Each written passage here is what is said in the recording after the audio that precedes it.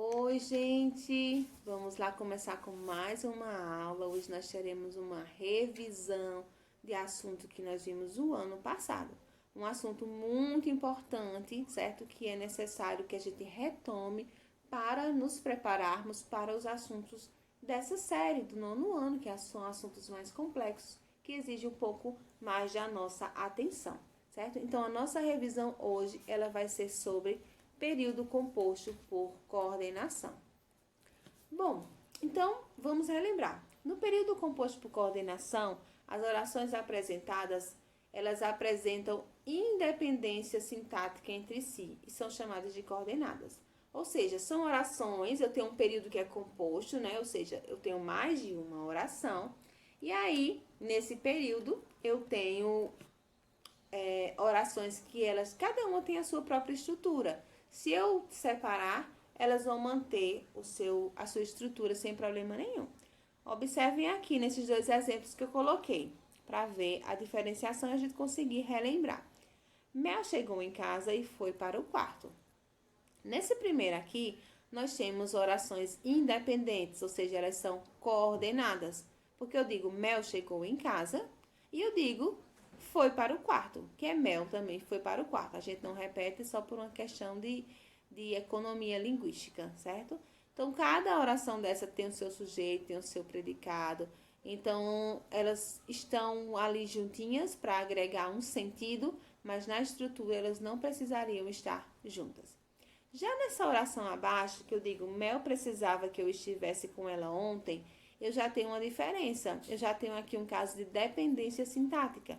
Porque quando eu digo Mel precisava, e se eu separar essa oração, vai ficar faltando o elemento de que Mel precisava. Observem que essa segunda oração, que eu estivesse com ela ontem, ela é um complemento da primeira oração, que nesse caso ele é indireto, porque quem precisa de alguma coisa. Mesmo que a preposição aqui não apareça, ele continua sendo um objeto indireto.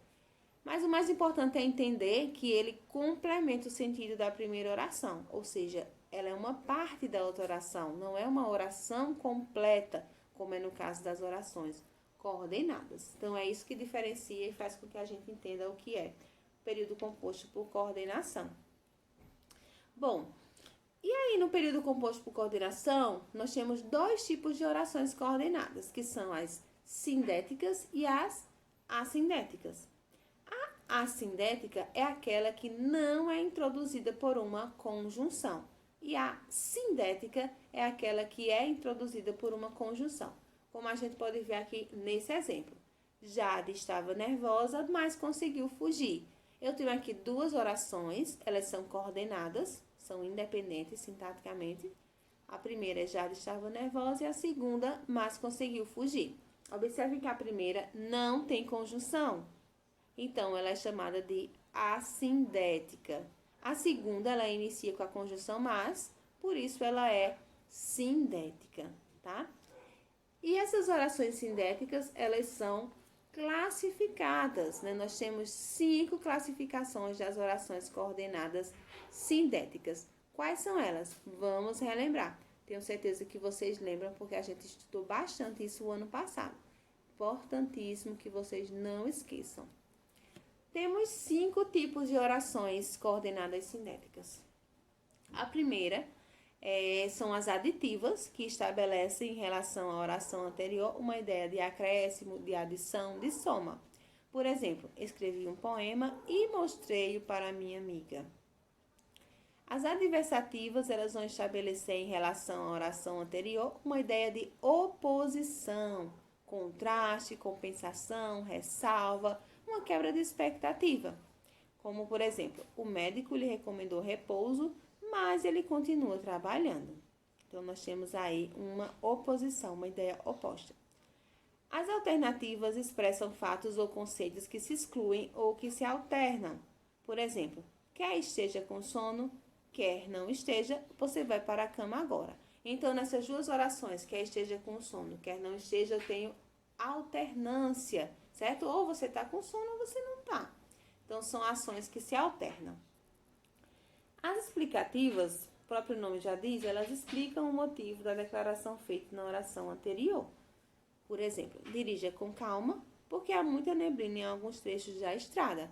Então, a explicação para que eu dirija com calma é essa presença dessa neblina, tá bom? Então, é muito utilizado a conjunção porque e o pois. As conclusivas, elas exprimem uma ideia de conclusão ou consequência lógica em relação a um fato expresso na oração anterior. Por exemplo, estávamos bem agasalhados, por isso não temíamos o frio. Então, logicamente, se eu estava bem agasalhado, a conclusão lógica era que nós não temíamos o frio, certo? Então, são essas as 5 orações ou os 5 tipos de orações coordenadas sindéticas que nós revisamos essa semana. E a partir desse lembrete, né, dessa retomada dos conteúdos, vocês vão desenvolver as atividades que estão disponíveis nos materiais complementares, tá bom?